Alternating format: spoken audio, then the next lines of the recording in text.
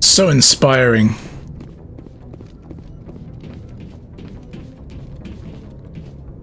Okay, Presley won't talk to me. Screw you too, then. Have a little bit of an explore around. So there's nothing in here. An FTL comlink. Oh, that's a codex entry.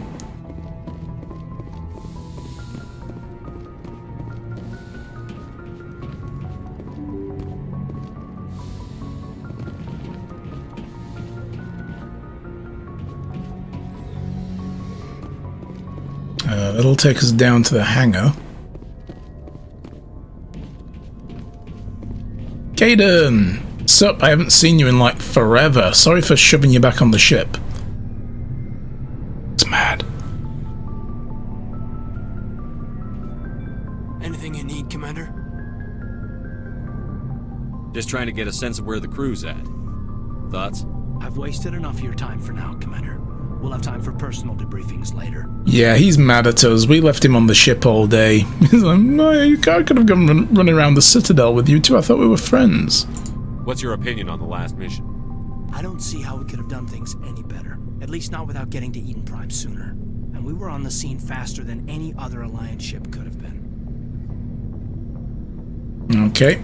We'll talk another time, Lieutenant. Commander?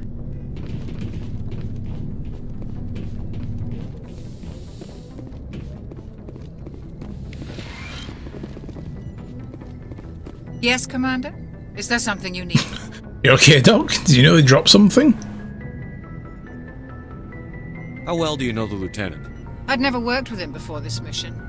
But he has an impressive service record. Over a dozen special commendations. Tends to keep to himself, though. Maybe because of the We have headaches. been through all this, Not yeah. easy being an Okay, L2. these aren't... I should go. It would be Goodbye. nice if the game marked them, like, or grade them out to say, okay, you've already asked this.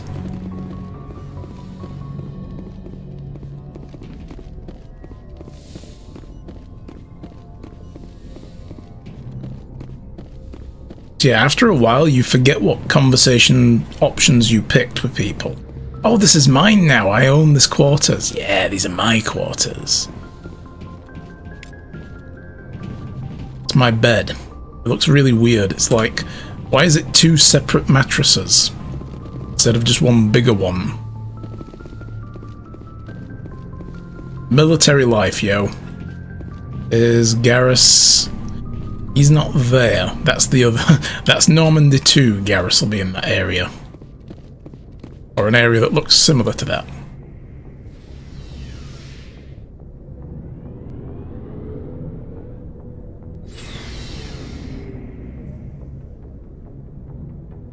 Alright, you should have some new licenses and stuff to buy and sell.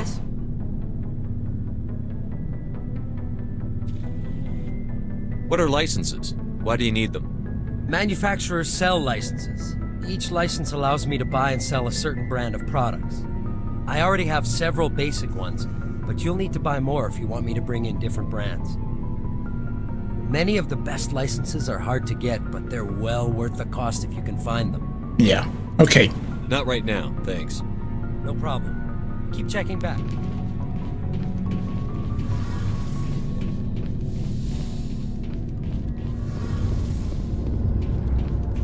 Hey, Commander, you know that Quarian, Tally? She's been spending all her time down here asking me about our engines. I'll tell her to leave you alone. What? No, she's amazing. I wish my guys were half Yeah, she as is. smart as she is. Give her a month on board and she'll know more about our engines than I do. She's got a real knack for technology, that one. I can see why you wanted her to come along. Mm-hmm. I figured she'd be a real asset to the team. You got an eye for Tally, Commander, but I'm guessing that's not why you came down here. Fill me in on the IES stealth systems. How does it work exactly? You can't hide a ship out in space. They emit too much heat and radiation, too easy for sensors to pick them up, unless you find a way to capture those emissions. So our stealth systems trap the energy we give off in storage sinks built into the ship itself, no emissions to give away our location.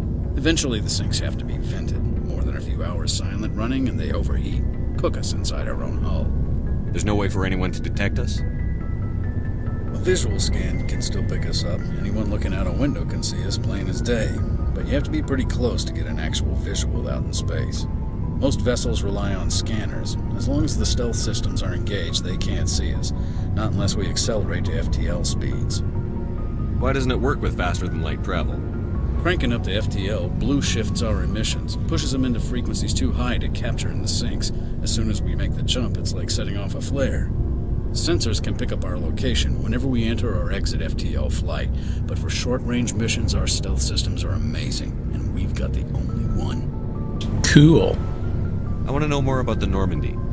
She's the best ship I've ever served on, probably the fastest vessel ever designed, and she's the only one using the new Tantalus drive core.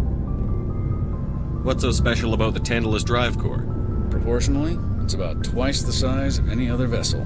Not only are we faster, we can run at FTL speeds longer before we have to discharge the core.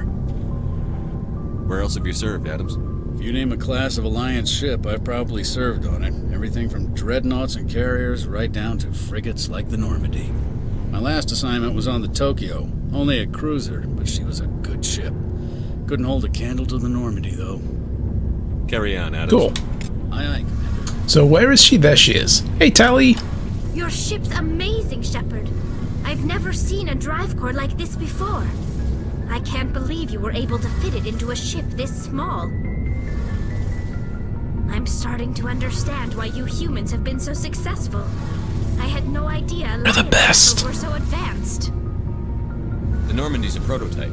Cutting-edge technology. A month ago, I was patching a makeshift fuel line into a converted tug ship in the flotilla. Now, I'm sitting on board one of the most advanced vessels in Citadel space. I have to thank you again for bringing me along. Traveling on a vessel like this is a dream come true for me. I had no idea you found ship technology so interesting. It comes with being a Quarian. The migrant fleet is the key to the survival of my people. Ships are our most valuable resource. But we don't have anything like this. We make do with cast-offs and second-hand equipment. We just try to keep them running for as long as we can. Some of the fleet's larger vessels date all the way back to our original flight from the Geth. I can't believe your fleet's still using ships that are 3 centuries old. They're constantly being repaired, modified, and refitted. They aren't pretty, but they work. Mostly. We've tried to make ourselves as independent as possible on the flotilla, grow our own food, mine, and process our own fuel.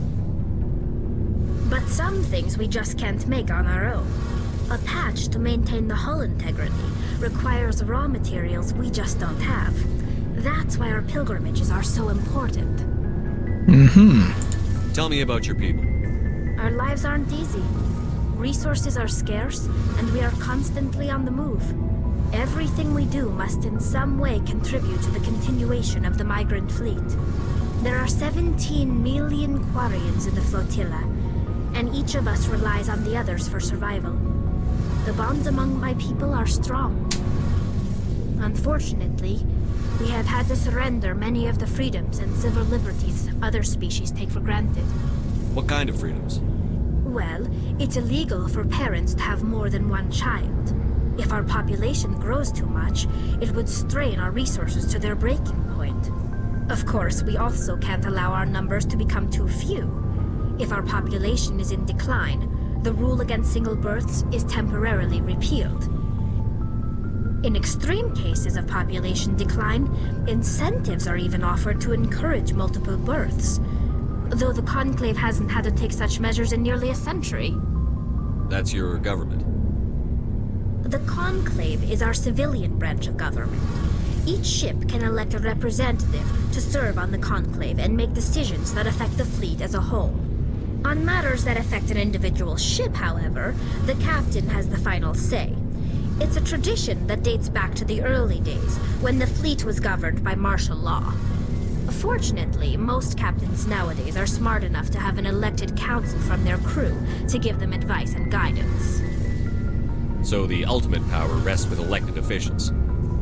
In practice, the Conclave and the respective council for each ship tend to set the rules that govern our daily lives. But in theory, we are still under military jurisdiction. The 5 top-ranking military officials in the fleet serve on the Admiralty Board. These 5 have the power to overrule any decision by the Conclave in case of emergency. To do so requires unanimous agreement among the Admiralty, and they can only do this once. After that, the entire board must resign their posts. It's a safeguard that served us well. In nearly 3 centuries, the Admiralty Board has only overruled the Conclave 4 times. I kind of like that system. Yeah. Want to use your executive powers? Cool. Resign afterwards. Yeah, I like that. I want to know more about the Geth. I doubt I can tell you anything you don't already know. It's been almost 3 centuries since they drove my people into exile. All I know is the story of their origins.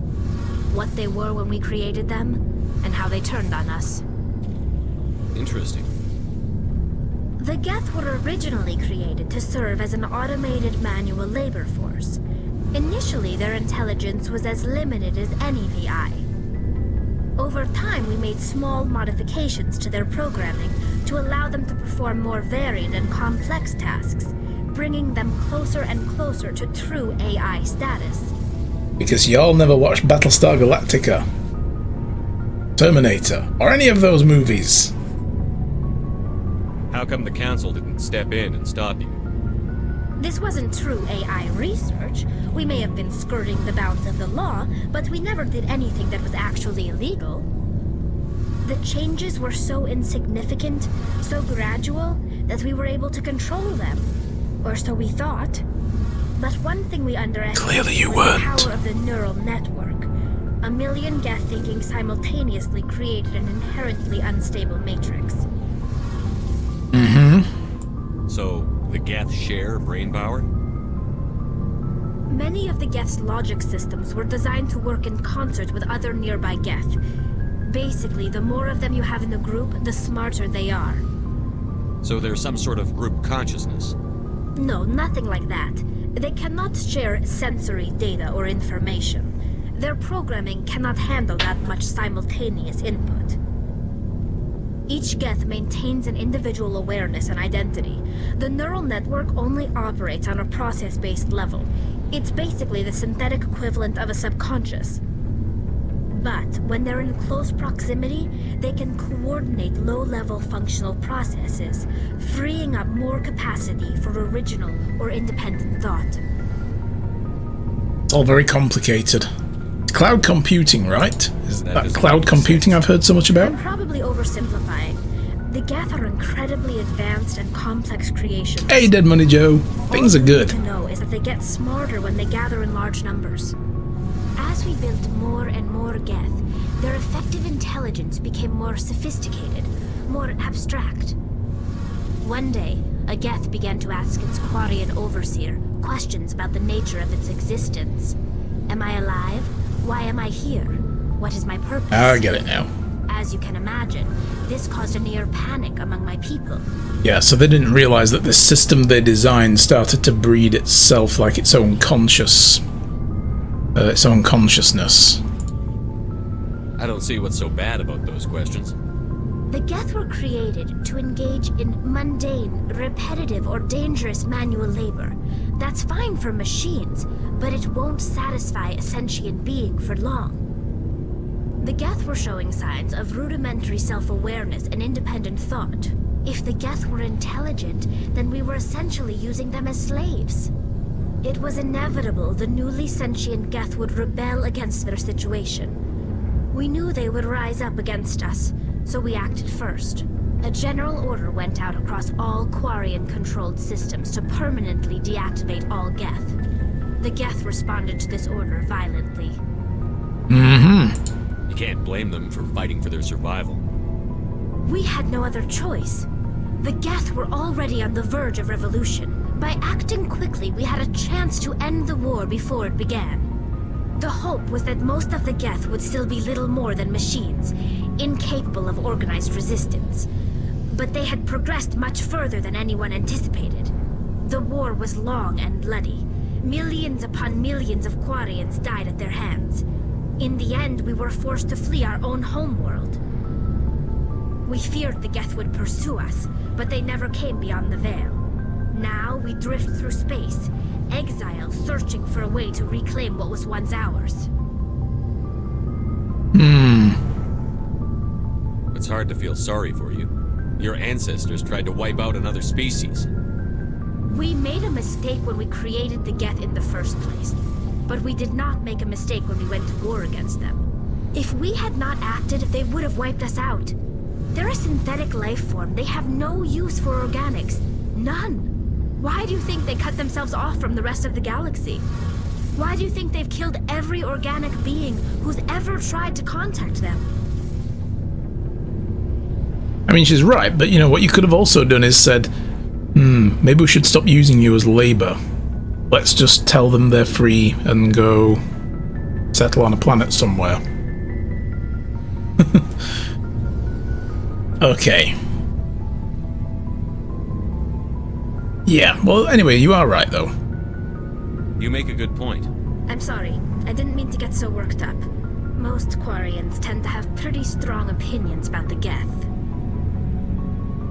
I want to know more about the pilgrimage.